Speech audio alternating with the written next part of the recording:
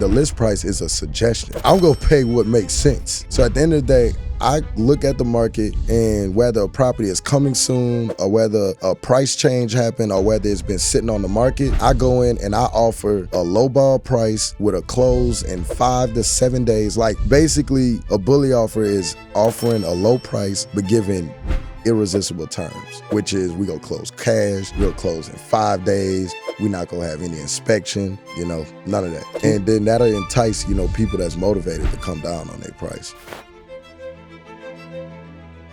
Imagine making the next big investment in your business without worrying about how you'll secure the capital to do it. Every day you're putting in the work. You clock in at your job, you stay up late to work on your business, you handle your family responsibilities, but hard work isn't enough to create financial freedom. Here's why so many entrepreneurs still feel stuck. Business credit approvals keep slipping through your fingers. The advice that you've been given doesn't match the results. And you've invested in yourself, but without having the right structure, it hasn't paid off. It's not that you're not capable, it's just that the path that you've been given is broken. That's why I created the Fast Track to Capital. It's a proven framework that entrepreneurs are using to boost their credit so that lenders can trust them, structure their business so that banks see them as credible, and access $50,000 to $100,000 in business credit so they can finally act on opportunities. This isn't about working harder. It's about applying the same structure that wealthy entrepreneurs have been using for years. So if you're ready to stop spinning your wheels and actually move forward, click the link above or below this video to secure your spot in the free masterclass, and I'll see you on the other side of success. Ladies and gentlemen, this is the Marvin Francois Show, your number one source for all things business, finance, and investing. And today, is a very special day because our guest today is an entrepreneur, investor, mentor, coach, educator, and real estate builder extraordinaire. He's the owner and founder of the TripleM method, a framework teaching the next generation how to build the money-making mindset needed to start investing, building wealth, and mastering the game of real estate. From humble beginnings coming out of Louisiana to now overseeing multiple million-dollar projects at a time and building a portfolio of well over 8 figures in deals being done, his story is one of risk, resilience, and relentless execution. And whether he's providing free game to aspiring investors on how they can find, fund, and manage their first real estate build in under 6 months, or teaching new investors how to get started by leveraging wholesale real estate, his mission remains the same: to provide the tools, information, and resources needed to lead a movement that's reshaping how wealth is built in our communities. And today, he's here to do more of the same. Ladies and gentlemen, from New Orleans, Louisiana, by way of Nashville, Tennessee, I'm here with the one, the only, my guy, Mr. Abram Mitchell. What's going on, family? How are you? What's up, boss? Hey, look. I'm gonna give you a hand clap for that one, dog. I appreciate it, bro. I felt like Muhammad Ali coming in the ring, dude. Hey, like man. Terrence Crawford, man. Yeah. Well deserved, bro. But how are you? How's everything? Man, I'm blessed. Good. Excited to have you on here. How Long you time doing coming. today? Man, I'm blessed, and I'm highly favored, but I'm better now that I'm talking with you. All right. Yes, all sir. right. Looking forward to this conversation, man. I've been following you for some time now. You are a heavy hitter in the space, and I know that this is going to be a value-packed conversation between yourself and myself for everyone who's watching. Obviously, I did a solid job introducing you, but nobody knows Abram Mitchell better than the man himself. So for those who are unfamiliar, let's get them familiar. Who exactly is Abram Mitchell? Abram Mitchell, man. That question, that's a good one. Man, first and foremost, I'm me. Abram Mitchell, I'm me. I'm from New Orleans, Louisiana. Grew up about 45 minutes away. Bounced all around Louisiana. I went to college in Lafayette. Eventually dropped out and, started chasing my dream, which is not what I'm doing right now, but it's to get rich, you know what I'm saying? To be free, you feel me? And now it's real estate, which I've grown a passion to love, real estate development. But I'm no different than the next person, Just, put my head down and work for, what I have today. I love that. Let's go back a bit because people see the man today, but as I'm sure you can attest, the path to you getting where you are today was not one that was overnight. It wasn't linear. It took time, and I'm sure a lot of lumps, bumps, and bruises. What exactly did life look like for you before success in entrepreneurship? I know you talked a little bit about dropping out of school. So bring me around that time in your life. What was going on there around the college time? So Man, I'm gonna be honest. I didn't really have like an example when it came to college. Right. Like my parents, they didn't go to college, uh, and the people in my family that did go to college, I didn't talk to them about it. You know what I'm saying? Yeah. So it's not like when I graduated high school, I was like I knew everything. I had all the tools going into college. I was focused on playing football. Mm. I didn't get scholarships. Obviously I didn't get scholarships, stuff like that. But all my friends did. They went D1.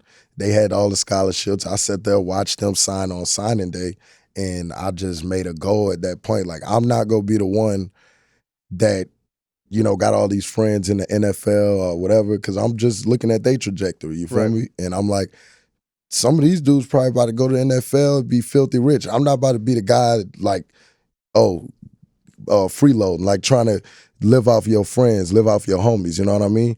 So around that time, I started, working out with them and trying to, I made a goal to like, look, I'm gonna go walk on for a team in college and play football, and that didn't happen. I worked out for months and months. Like basically you end the season around like fall or winter time of your senior year, and then you got that period before you graduate.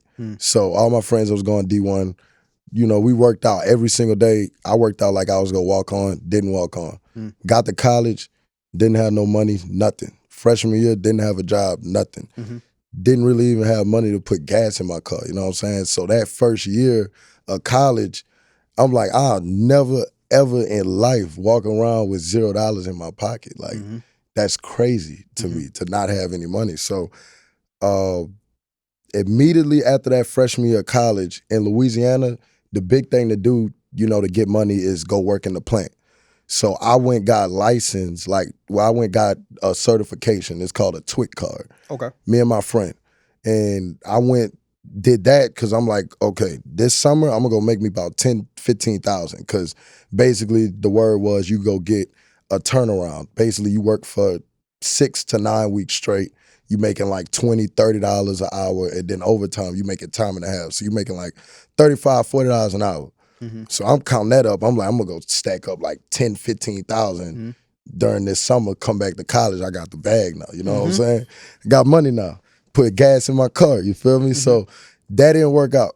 I got the TWIC card, started applying, and I couldn't even get a phone call or anything. Like I actually remember me and one of my homies, we went to one of the plants to basically go put in the application, go apply. Like somebody we talked to that already worked in the plants was letting us know, hey, go to such and such.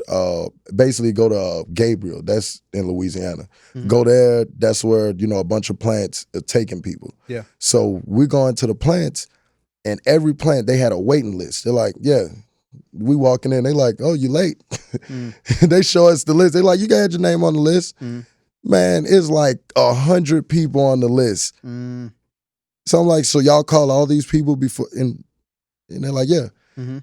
So I'm like, what's the odds you go call us? And it's like, you not go get a call. Right. You feel me? So at that point, it's summertime, in between freshman and sophomore year. Like I said, didn't have no money freshman year.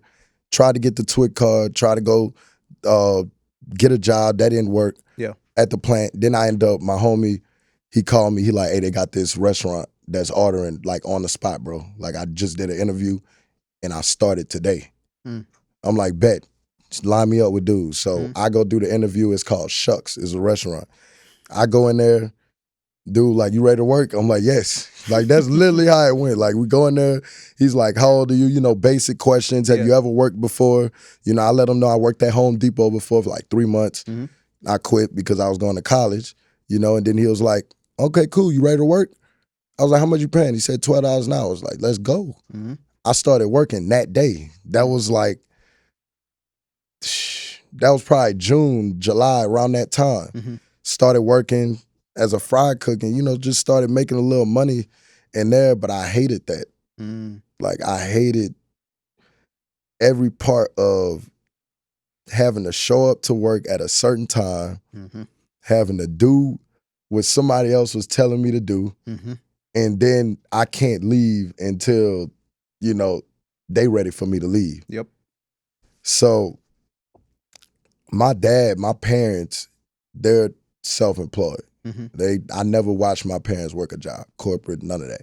They hustlers, you feel me? I watched my parents sell plate lunches, all type. We could get into it. But they have a glass business, okay, where they repair windshields on cars. You ever driving up the street and a rock chip hit your windshield and then the cracks start spreading? So they repaired those windshields, replaced glasses. So that's when I went to my dad. I was like, hey, I got to get into the glass industry. I got to get into this. I need a way to make my own money without having to have a job or something like that. And then basically he was like, all right, cool. I'll show you how to repair windshields. You feel me? And then he teaches me how to do it for 5 minutes, then drop me off at the car wash place where basically, you ever been to a full service car wash where you pull up and then they wash your car and stuff like that? Yeah. So if you're in a spot with a bunch of cars pulling up, chances are cars go pull up with cracks on their windshield. Yep. So that's where you'll see a lot of windshield techs operate. Long story short, he dropped me off there and he's like, get busy. You know what I'm saying? Like, I'm like, what's next? He said, get busy. Like, you look at every single car windshield and the ones that got cracks on it, you attempt to close them. You feel me? So that first day, I was scared as a kid, a little nervous. You know, I'm like, I mean, not a kid. I'm like 18 years old. You feel me? This is summer of 2017. So that first day, I probably asked a few people, you know, cars pulling up. I'm looking, I'm asking a few people, hey, my name's Abram Mitchell. I'm with Clear Auto Glass. Notice you got a chip on your windshield. Insurance actually covers that, you know. Would you want to get it replaced? No, get on my face. You know what I mean? So I even got to the point where I ain't even want to ask people. So I hit a dud my first day. So I went back home and I'm like, I hit a dud. And then my dad was like, every no go bring you closer to a yes. Yep. So that clicked for me. Like, I remember, like, it clicked for me. I was like, this is a fact. Like, every single time somebody tell me no, the facts are I'm going to get to a yes. So I went back and I was like, I'm asking every single person. Long story short, I had my first like $280 a day. I did like 5 windshields. You make like $60, $70 a pop. That was like the big light bulb switch for me, bro. So like I started making money, you know what I'm saying, on my own. I still had the job at Shucks.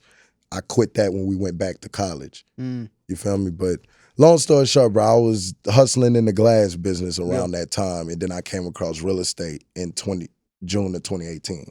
So you go from, I'm trying to get a job at the plant, that don't work, to fry cook, hate it, getting in mom and pop's business, go through a couple no's, have your first $280 a day. Yeah. Then from there, college rolls back around. Now college rolls back around and you talk about your intro to real estate. How does real estate now come into the picture?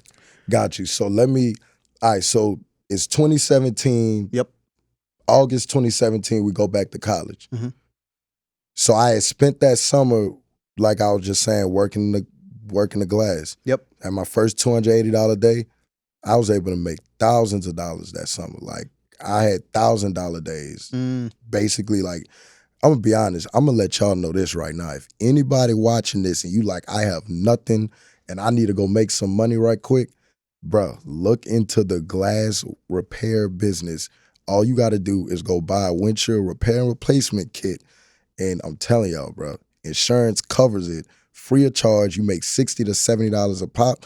This is the easiest way to start stacking up some money and then putting it into the next big thing that you want to do. That's what I did. You feel me? So when I went back to college, keep in mind, where my parents lived was about an hour and a half away from college. So when we went back, I'm like, damn, I'm not gonna be broke again. Yeah. I got a job. I'm down there was thinking about dropping out at that point. You feel me? Because I'm like, I was in college just to be in college, bro. Right. Like I did very well.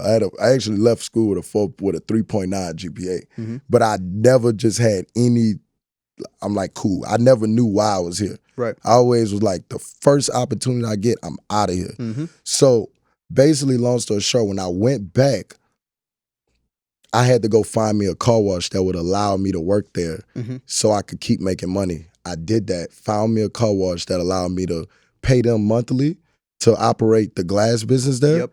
I ended up pledging in college, and I started finding out that the glass business was seasonal.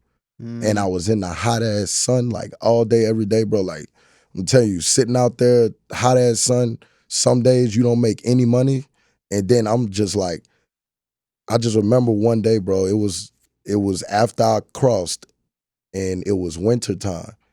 I was just talking about it's hot. Winter time, it's cold. And I'm sitting out there at the car wash and I was just like, damn, this not gonna make me rich. My parents ain't rich. They still hustling, check to check. I watched my dad get up every single day and work from sun up to sundown. This ain't it. And that's when it started clicking for me. And I started like doing research on other things. And you fast forward, I said that was winter of 2017. You fast forward to summer of 2018. That's when I came across wholesaling real estate. And I just went all in on that.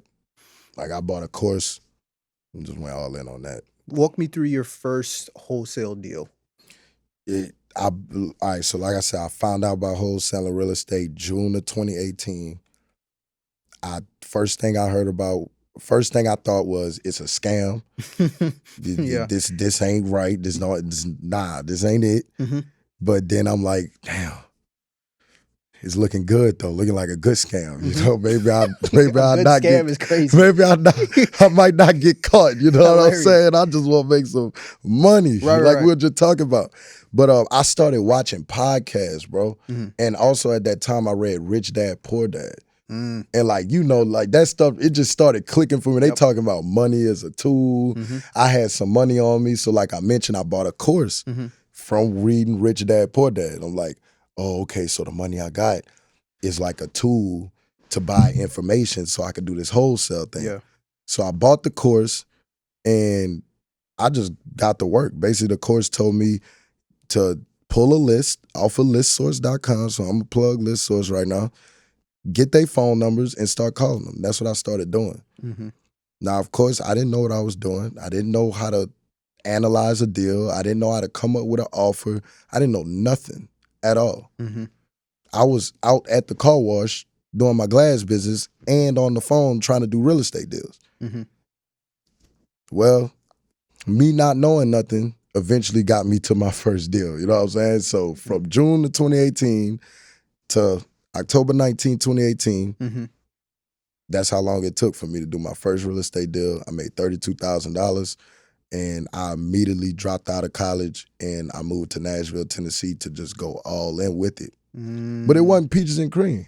Like, it wasn't like it was just, oh, find out about wholesaling, make a phone call, $32,000. Nah, it was like, make a phone call, nobody answered, try to pull a list, did it wrong, got a deal under contract, can't sell it, you know, and then you hit that lick and you like, all right, now this works. So from going to your first $280 a day fixing windshields to now making $32,000. Most people usually make like $2,000, $3,000, $4,000. Maybe most I've ever heard before this interview was like $10,000 on their first wholesale real estate deal. What was the mindset shift that happened in that moment when you got that check for the $32K? What was going through your mind mentally? Bruh, that was like my $10 million. I call it my $10 million deal because it was like a proof of concept to me. Yeah. You know, at that point, you know, like at that point, the most amount of money I seen at one time was $70. You know, I don't even think up until that point I seen a check over $1,000. You know, so when I seen, okay, basically I did the same thing that I've been doing my life, which is in the glass business, talking to people, closing deals. I did the same thing that I did at the car wash to close that real estate deal. The only difference was we was talking about property. Yeah. And I made $32,000. So I was like, dang, it's the vehicle that I was in. You know, like Yeah. I changed vehicles and then automatically gave myself a raise. So now my mindset is, how do I do this 100 times? How do I do this 1,000 times? Because that's how I make, millions of dollars in it. What were the conversations? Because you were fortunate enough to where your parents had a bit of that entrepreneurial spirit and the fact that they had the windshield repairing business. Did you tell them about the money that you had made? And if so, what were those conversations like? Were they supportive or were they like, nah, we not really with that real estate stuff. We Oh, really still nah, here. bro. Like, the most fortunate thing that I have in my life is supportive parents. Like, to the level where it's like almost like a little crazy, you know? Okay. So, like, my parents, I guarantee you, if I call my dad right now and said, Dad, I promise you, bro, I figured out how to fly. He gonna be like, for real? I swear, he gonna be like, for real? Send me the video. You gonna show me? Like, that's how much they support it. You know what I'm saying? So when I showed it to them, they was like, God damn, go son. You know, it was crazy. Right. Like, it's like we had never seen that amount of money at one time. Yeah.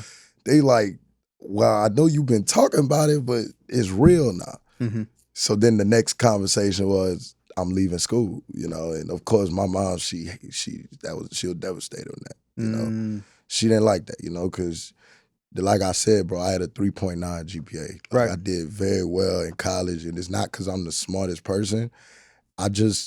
If my name on something, I won't be the best at it. Like, I just wanted to be the best. So I did what I had to do to get the best grades, to get all A's, you know what I mean? I had to do whatever I had to do. So basically, I let them know, like, I'm about to leave school. My mom didn't like it. My dad, he was like, you can't do both. But I just felt like God gave me this vision, gave me this opportunity. I got success from it. The time for it is right now.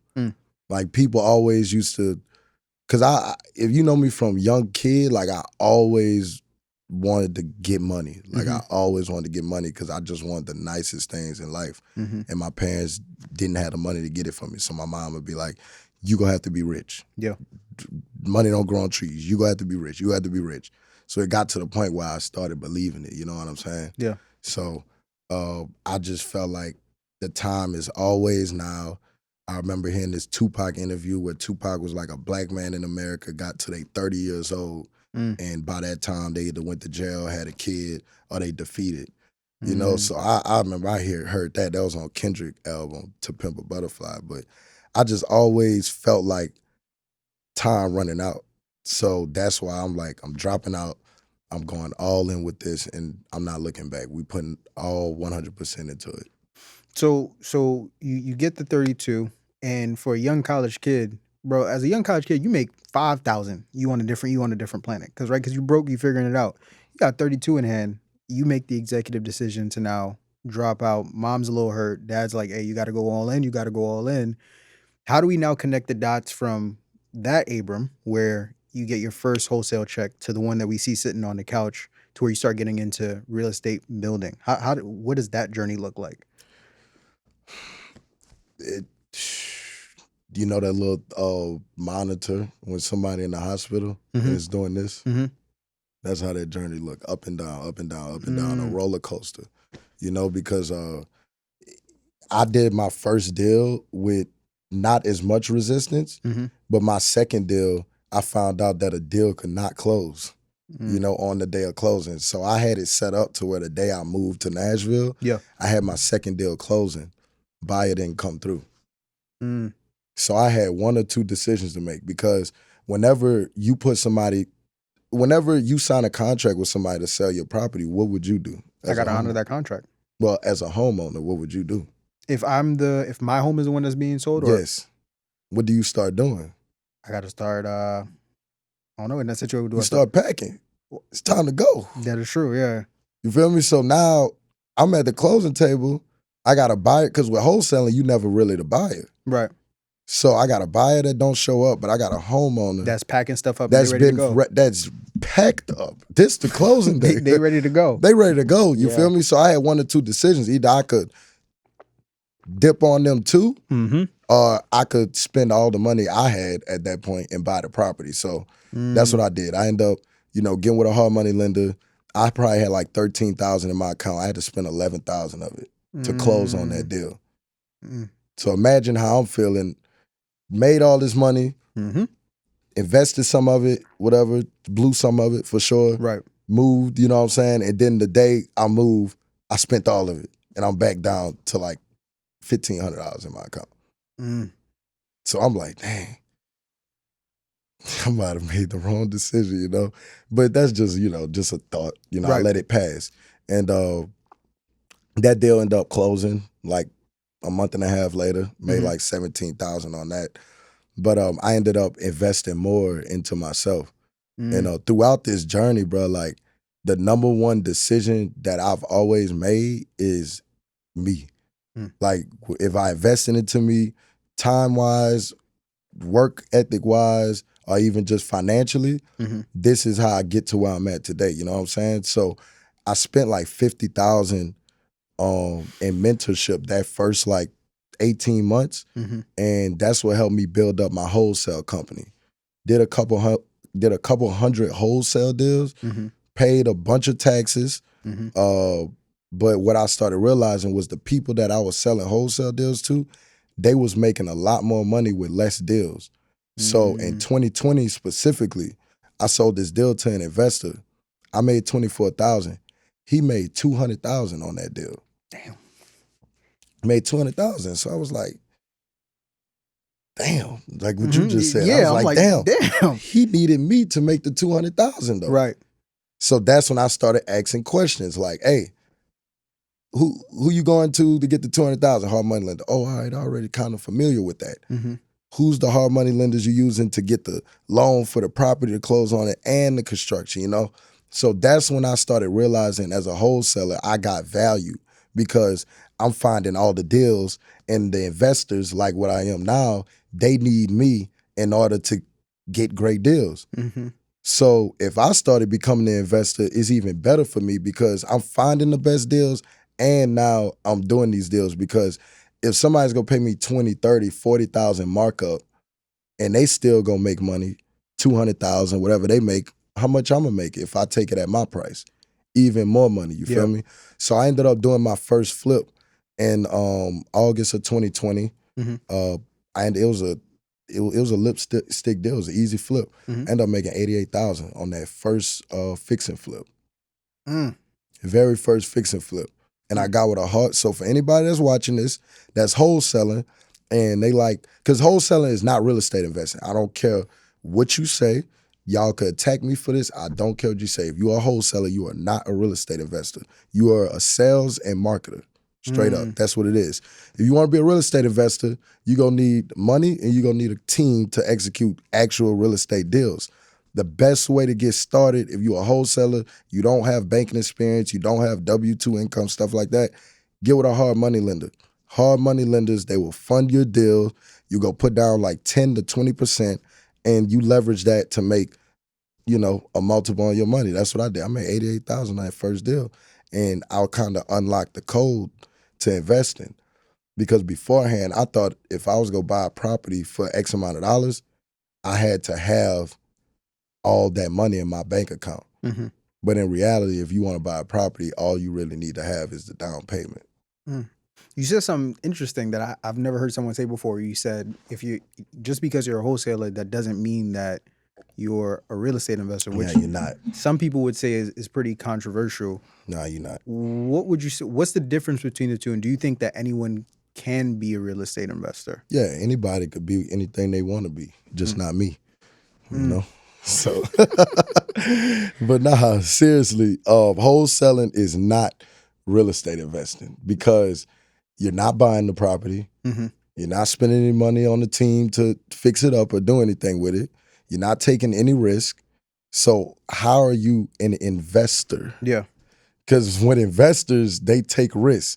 They're running the operation. Yeah. When you're doing and as a wholesaler, you are running the operation, but it's sales and marketing because what we specialize in as wholesalers, I'm saying I stopped wholesaling about a year ago. But again, wholesaling is the best way to get into real estate. You make a lot of money wholesaling. I'm not shitting on wholesalers. Yeah. But what I'm saying is as wholesalers, what we're good at is sales and marketing, which is pulling lists through list source, getting data, or now we're in the digital age where people are using like paid ads and stuff like that. And the whole goal is to find a motivated seller, negotiate a deal on the property, and then mark your contract up and assign it to somebody like me that's gonna take on the risk. Let me ask the wholesaler this: if you sell a deal to me and then I lose money on it, you gonna give my money back? All right then. Wholesaling, not real estate investing. So let's dive more into the real estate investing side, because now you're on the you use wholesaling as a launch pad to get where you are now, right? Yes. What are some of the common traits in the stage of real estate you're in right now? What are some of the common traits that you've seen in people who are the most successful in real estate investing and also real estate developing? Good with numbers. Good with numbers. Real estate is a numbers game. You know, whenever you put emotion into it, that's when you start losing money. 1 + 1 = 2 here and anywhere else on the planet. So when you talk numbers, it's a universal language. Yeah. It's literally a universal language. So when it comes to real estate, the universal language is how much am I going to spend and how much am I going to sell it for? And the delta between those numbers need to leave me positive. You feel me? So good real estate investors are great at their numbers. They're great at knowing the property. They're great at knowing the market. Me as a developer, in my market, like where I operate at, you can send me an address and I know already what I can sell it for because I've studied the market so much. So not only are they good at the numbers, they're good at understanding the market, and also they're great operators. You know, they know how to because I'm not out there framing the house. Yeah. I'm not out there, doing the HVAC work. Yeah. You know what I mean? So, but what I am good at is making sure that I have a team that understands how to play their role as an A player so we could get this overall outcome that we need. What if the next time you heard from the banks, it was a $50,000 to $100,000 approval letter instead of another denial? You've been putting in the work, balancing your job, your business, and your family responsibilities. But here's the truth that most entrepreneurs never hear. Hard work alone is not enough to get the banks to say yes. Banks approve entrepreneurs who are structured the right way, and that's the missing piece that's been holding you back all along. We've seen it over and over again. Entrepreneurs who came to us who were stuck getting denial after denial got access to the right system, structure, and strategy that unlocked $50,000, $75,000, and even $100,000 credit approvals. And here's the real cost of waiting. Every month you go without having access to capital is another month where your opportunities are slipping into another business's hands. That's why we created the Fast Track to Capital, a free masterclass where we break down the exact steps needed to make yourself look fundable to banks so that you can access the capital needed to scale your business. We only do this training a limited amount of times per year, so if you're ready to secure your spot, click the link above or below this video so that you don't go another year without having the access to capital that your business needs. Dive a little bit more into that, because you and I was actually talking about that off camera. You know, in anything you're trying to do, especially in real estate, the goal is to grow, right? I don't want to keep making the same amount of money every year. Gotta scale. But you know, just as well as I do, scaling is not a one-man job, right? Abram ain't the one out here putting up the panels, doing the roofing, doing the plumbing. You have to have team. Yeah. How do you go about finding the right people to help scale? How did you go about finding the right people to scale your real estate empire? Man, that's a great question. Very good question. Real estate is a relationship-built industry, right? So I'm gonna take it back to my first deal. Let's do it. I did my first development deal, all right? So we did the first flip in 2020, follow me. I did a handful of flips, not even a handful, I did like 50 flips in my career. I did my last one like 2 years ago. What I realized with flips is that it's harder to scale with a flip versus a new construction because you're going over something that's old. You never really know. Like if I was to redo this office, I don't know what's behind these walls. Yeah. But if I was to go build a new office from scratch, I know exactly what I'm about to do. Could you build it from the ground up? From the ground up, you feel me? So that's what drove me to developing. And then the market I'm in, Nashville, just going crazy with development. Do your research. It's like top 5 in the country right now in development. So that's what drove me to it. I did my first development deal. I closed on it.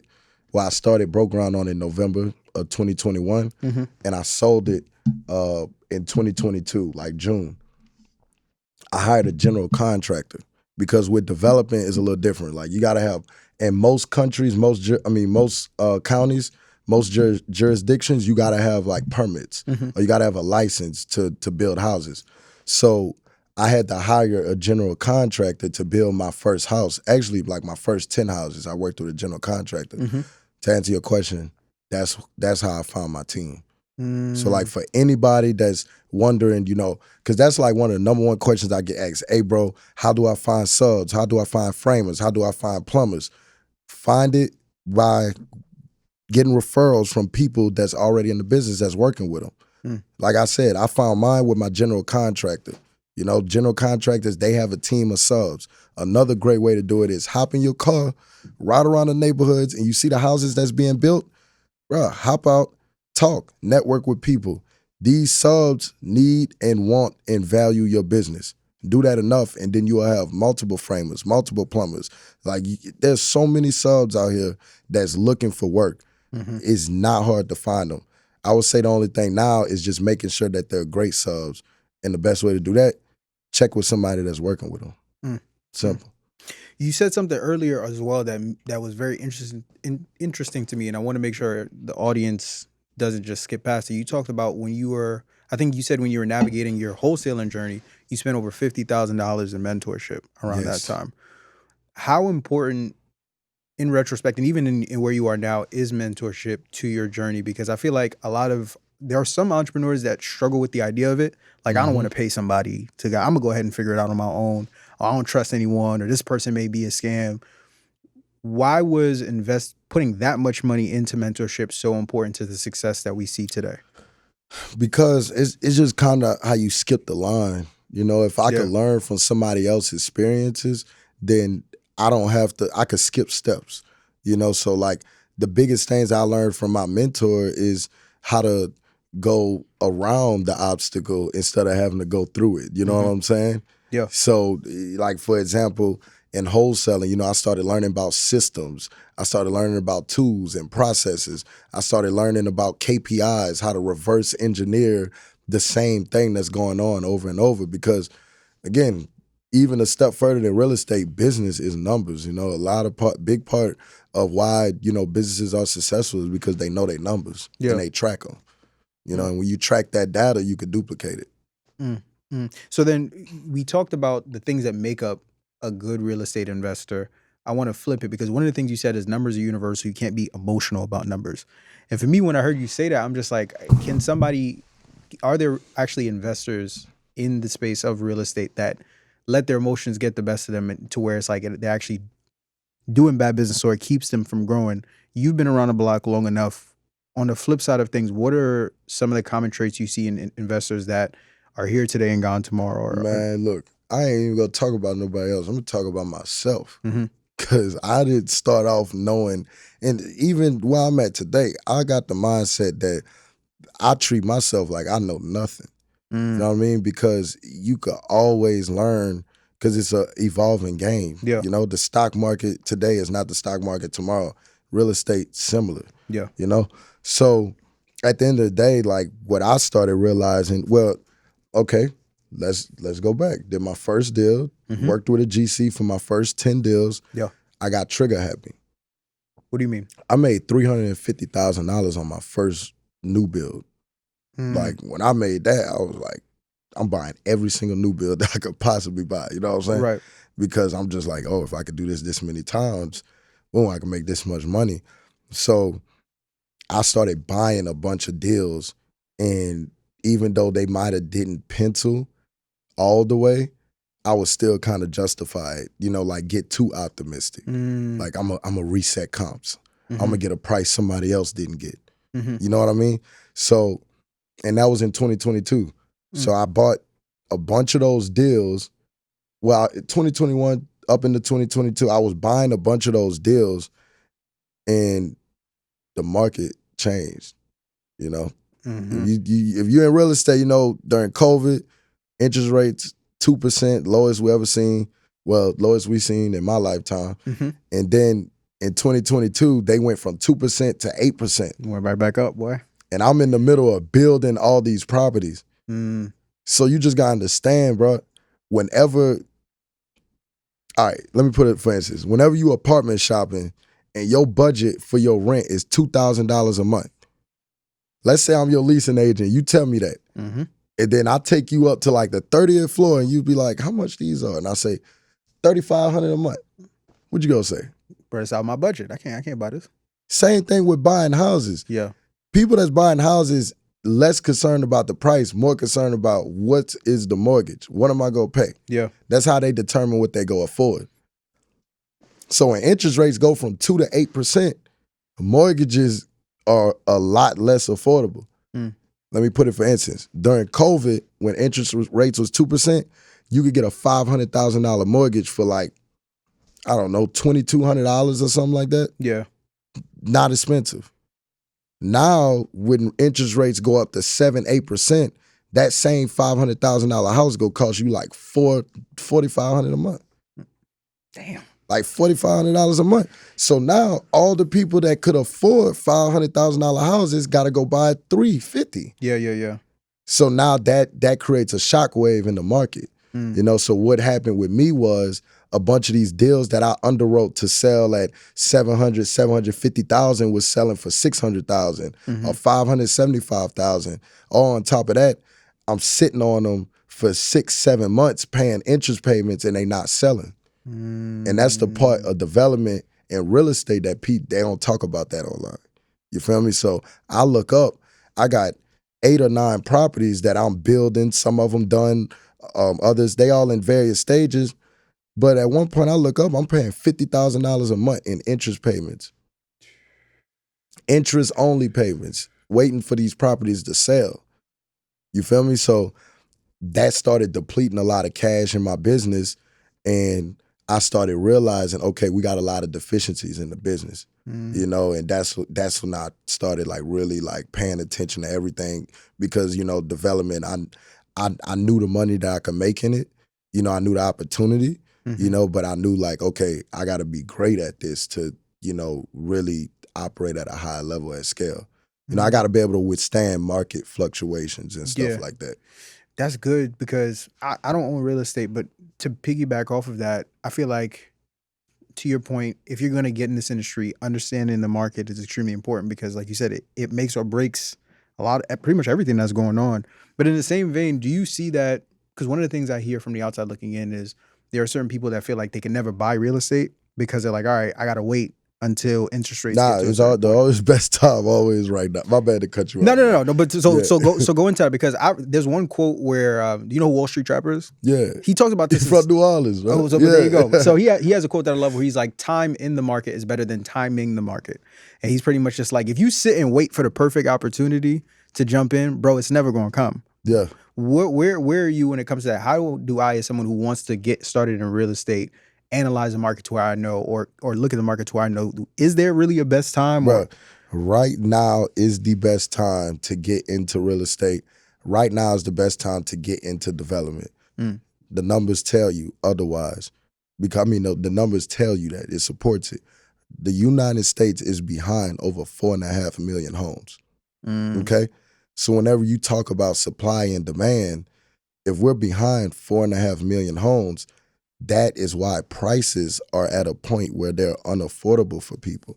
So in order to combat this affordability issue, we have to we have to build more properties, you know? So at the end of the day, I don't think we go look up and the market crashes and it goes backwards. I think the prices are going to continue to gradually increase, and the more we develop, it could slow down the appreciation. But for somebody that's still waiting on the sideline, if you wait another 5, 10 years or however many years, it's just going to be a higher price. So what's a simple, if I'm watching this, I'm like, all right, Abram, you convinced me. I got to get my first investment property. What's a simple strategy I could implement to secure my first investment property, whether it's something I want to buy or something that I want to build? If you want to build, I buy most of my deals straight off the MLS. Really? Yes.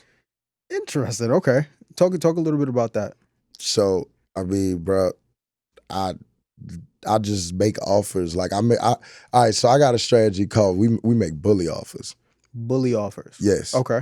So just because a property is listed at a certain price on the MLS, that don't mean you have to pay that price. Like I tell my students, the list price is a suggestion.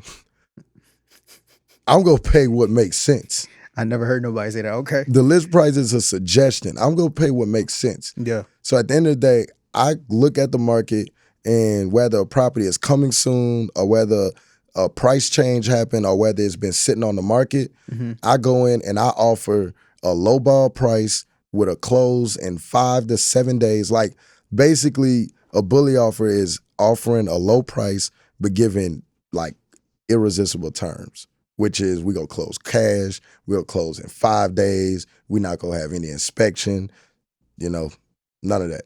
And then that'll entice, people that's motivated to come down on their price. Giving a bully offer. What would you say is the best deal that you've done to date using that strategy? Man, bro, it's some deals. Right now, there's a deal that's going on. I got this lot that I bought for $1 million that was on the market for 1.2. But I'm gonna spend about 2.1 million building it, and I'm gonna sell it for 6. Straight off the MLS. Now, as far as deals that's sold and I made the money off of it, I bought a lot for $260,000 that was listed for $385,000 on the MLS. I ended up selling the house for $1.475. We cleared 440, like 442,000, somewhere around there on it. Off the MLS. Yeah. Lord have mercy. We sold the house June 10th, 2025. It's interesting to hear you, because before we sat down here, I actually read a report somewhere that out of over 30,000 real estate developers all across the country, only 0.4% of them are Black, right? So you're in that small group of individuals. You talked earlier about some of the lumps that you took, about, the market changes that put you in a situation where you spend like $50,000 a month on interest. Making up such a small percentage of such a large industry, what are some of the other challenges that you may be dealing with that, to your point, that Instagram doesn't see? It's less representation.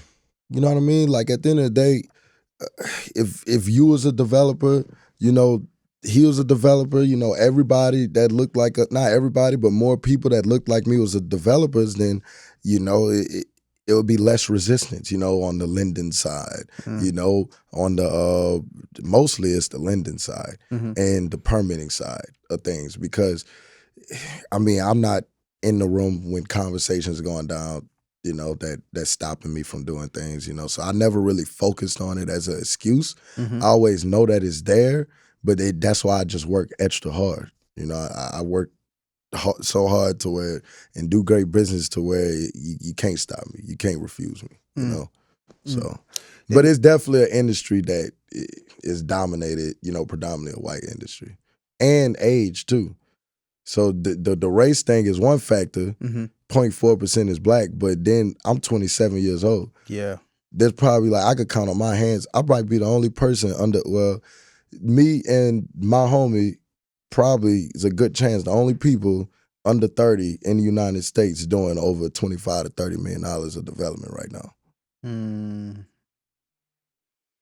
How important, because I actually saw a video you put up on social the other day where it's like, it's almost like you understand that and you've made it a priority for yourself to show people who are much younger than you, like, yo, this is possible. Like, I think I saw a video of you, I don't know if it was in Nashville or it was in Texas, where like you were with a bunch of kids, like you had like the supercars outside and things like that. And I think if most people just saw you, they wouldn't think like, okay, real estate. The average person wouldn't think like, okay, this guy is a real estate builder, he's a real estate developer. How important is it for you now in this season of your life, knowing how much success you got at such a young age, making up that 0.4%, to be that representation for other young kids who's just like, okay, I don't gotta rap, I don't gotta play basketball. Like, bro, I can get in real estate and do what Abram's doing. Talk a bit about that. It's very important, because when I think about myself, I took care of myself a long time ago, So it's like you get to a part where like you start getting, like you gotta always have meaning in everything you're doing, or like you'll start, if you're not growing, you dying. Facts. You know what I mean? So I started like realizing that, showing somebody else that they could do it too just helps, everything. It helps me, it helps them, it helps whoever they're connected to. And it's like, why not? You know what I mean? So whenever everybody else is in the world fighting about politics, about who's the president, about this person doing this person doing that, I think the answer is clear as day on how we close the gap. Like it's not rocket science, you know what I mean? Right. So then when I think about, okay, if we want to close the gap, who's the most important people, that's going to close it? Well, it's the people that's going to be here when I'm gone. Yeah. That's why, I definitely like working with the younger generation because they the ones that's going to follow after us. Yeah. So. What is the TripleM method and how did that come about? TripleM is money-making mindset. So, man, the name came about actually, me and my dogs, we was on the phone one day and we were just bouncing off names and, I was saying Money Mitch something and, we were just bouncing off names. I knew I liked the MMM. And then one of my dogs said, money-making mindset is my dog Rick. Shout out to Ricky Thomas. But he was like, money-making mindset. And I was like, that's it. Because aside from all the other stuff, if I didn't have the mindset, none of this would have happened. If I didn't have the simple belief that I can do it or that it will happen, you know what I mean? Or if it didn't happen, it's because I need to go back and study some more or build another skill. Yeah. So at the end of the day, whenever it was money-making mindset, the second part of it is where the mindset makes the money. Another one of my dogs came up with that. It's crazy, So once you get into people will never know that. But one of my partners, he came up with money-making mindset with us all on the phone. Then another one of my homies, one day he hit, well, the mindset makes the money. You feel me? And that's exactly what TripleM represents. You will never get to the money if you don't fix your mindset when it comes to money.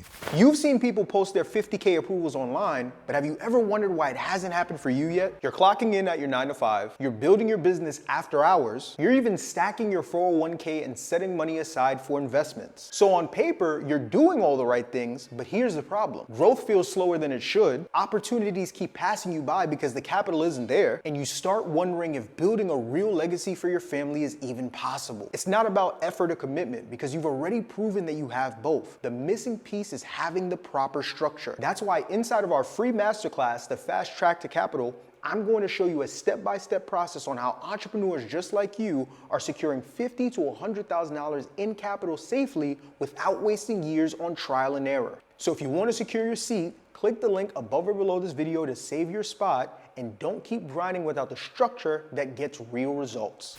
What would you say, because there's so many principles that goes into having the right mindset to grow and scale, especially when we talk about making more money. What would you say is the number one money mindset principle shift you had to make in order for you to get to this point that other people can adopt? To me, it was money as a tool. Like when I started looking at money as a hammer, you know what I'm saying? Instead of whatever you think it is whenever you look at it. Whenever I started realizing, okay, well, what is a hammer used to do? Build things. So money is ultimately used to build me and whoever is around me, whoever's connected to me. So when you talk about why'd you invest into yourself? Because I want to be free, because I want to be better. I read this book, The Way of the Superior Man, and he talks about the better you are as a man, the better it is for everyone around you in the world. Yeah. You see what I'm saying? So I just have this ultimate goal of always being the best of myself.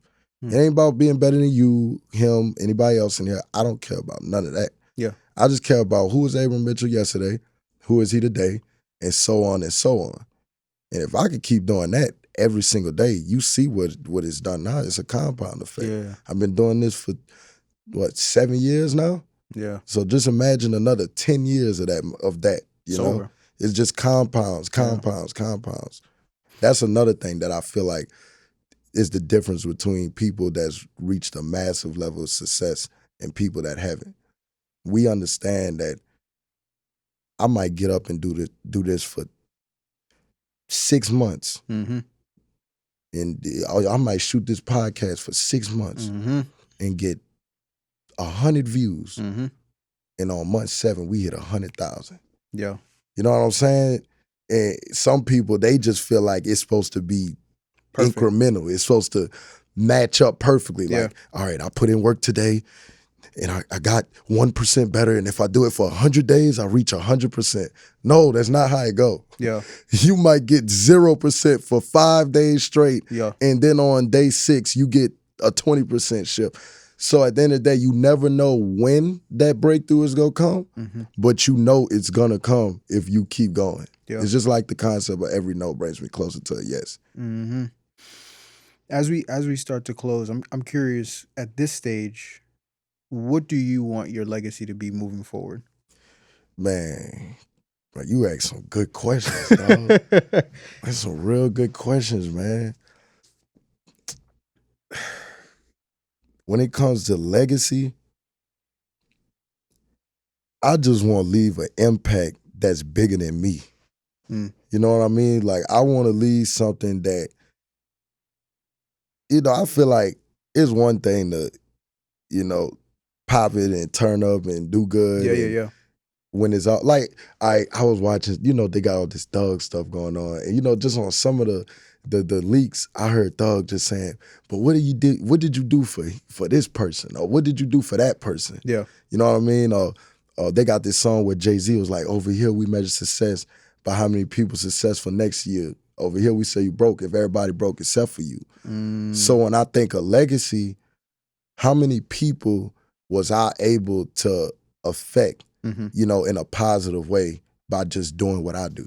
It might not even be direct. It might be indirect. You know what I'm saying? Like I post YouTube videos now, and I was reading it, and one dude put in there, I forget the exact comment, but basically he was like, this young man is very important because he's gonna motivate younger kids to get out the streets.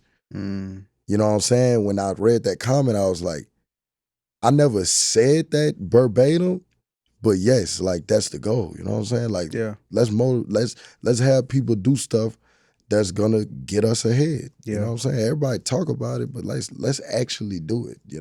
Yeah, that's powerful, bro.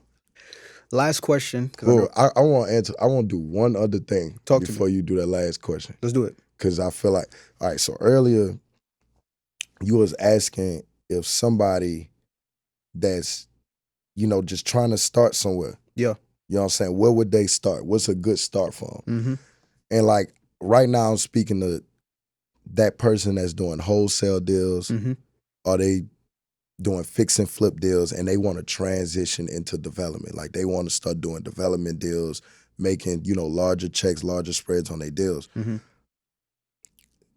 One of the biggest things with development is you got to understand how to look at a piece of land. One of the biggest questions I get asked is, how do I know what to offer on the land? How do I know what size of a house to build? How do I know what the zoning is of the property? Yeah.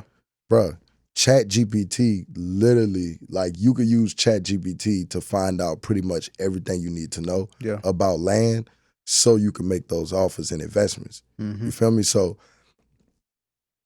I played around with ChatGPT and we started prompting it, and basically, hold on one second. Take your time, bro. So we started prompting ChatGPT and we found out that you could get the zoning, you could get comps, you get everything that you need to know about a property, but it's all about the prompts. Yeah. Okay? So basically, and this is a long prompt, so I'm not gonna read the entire thing. I'm gonna give you the link though.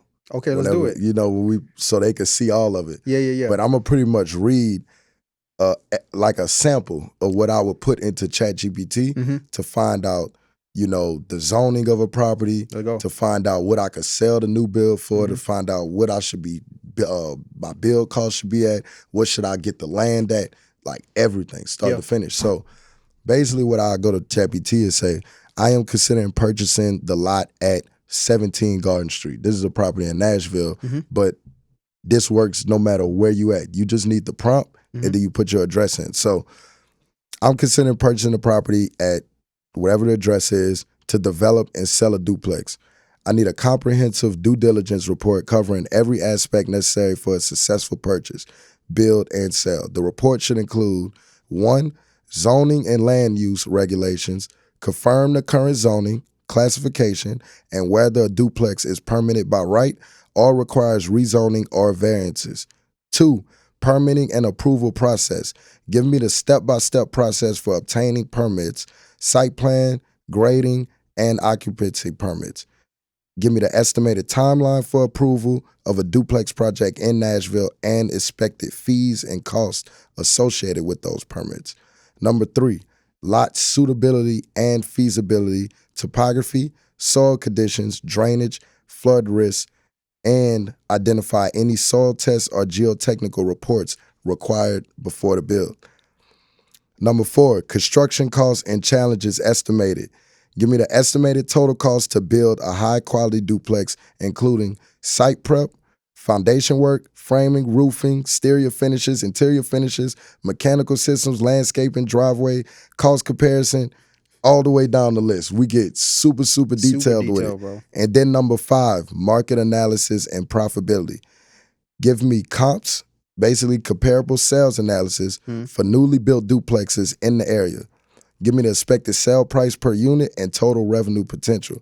Give me the projected profit margin based on purchase price, construction costs, financing, and sales price. 6, risk and recommendations. Any red flags, any risks, or anything that's associated with it. And that's the last thing. And basically, once I prompt that to ChatGPT, it gives me all that information. Look at this breakdown. Let me see this here. You can scroll down. It'll let you know the price to buy it at. It'll let you know the profit percentage, the return on investment. Look at, bro, this is a whole breakdown. The zoning. That's crazy. The document, links to the document, the application you need to fill out for permitting. Bro, this is like, and it's still going. Look at this. Look at this. It's everything. Lot suitability. That's crazy. It's everything that you need on there, you know? So a lot of people, like, that's the biggest learning curve is looking at land and knowing that's what I didn't know. Like, okay, it's land. How much should I pay on it? And how much is it going to cost me to build this house? Most people have no idea about that. You feel me? So I'm going to give you that link. Let's go. So you Free can share game. it with them. So my guy. All you got to do is put the address in, and now you got a full breakdown on the property. Because, I mean, ChatGPT has pretty much studied the entire internet, everything that's public data. Man, I appreciate that, bro. So we're going to put the link for that in the description. Last question before we get you out of here. If sitting across from you, where you sit today, sitting across from you was Abram 10 years into the future. So he plopped in. So you 10 years into the future. All right. And he's sitting across from you, but he only had 30 seconds to speak to you. What do you think he would say? Keep going and keep God first. That's it. Say no more. He know we locked in. That's it. He know I know. Keep going and keep God locked in. Keep going and keep God first. That's it. Everything else go take care of itself, bro. Abram Mitchell, man, I appreciate you for coming on the show. Yes, sir. Your camera right here. Let the people know, number one, where they can find you. But number two, I think you also have a link. You mentioned a link earlier, but you also have, I think, something else as well. I got a bunch of free stuff on. Break it My down mom for always tell me, never go in the room empty-handed. I love it. Let's go. So, as far as platforms, Abram Mitchell, AbramMitchell, all platforms, Instagram, YouTube, TikTok, LinkedIn, all that. And then I got a free real estate bundle for y'all. It has my ebook in here, has my checklist. It also has my pro forma tool that I use to analyze deals. And basically, it tells you what you would make on the deal after inputting those numbers. So we're going to give you that along with that ChatGPT prompt. And that's a little bonus. You know, I just got that feeling on the show, bro. I like the questions you was asking. I appreciate that. I appreciate the podcast. So we go drop that ChatGPT prompt in there, and with that prompt, all you have to do is put the property address in that you're looking at, and you'll have a full breakdown and analyzation on that deal. So appreciate you for having me, bro. Always, brother. I appreciate you. My guy. And as always, ladies and gentlemen, I appreciate each and every single one of y'all. And if you haven't already, what are you doing? Take a second, take a minute out of your day right here, right now to go ahead, slap that like button, show this episode some love, tell a friend to come back and rewatch this episode again. And as always, my name is Marvin Francois. That's my guy, Abram Mitchell. Y'all have been good. We've been great. This has been amazing. Thank you all. God bless. And until next time, peace. Yes, sir.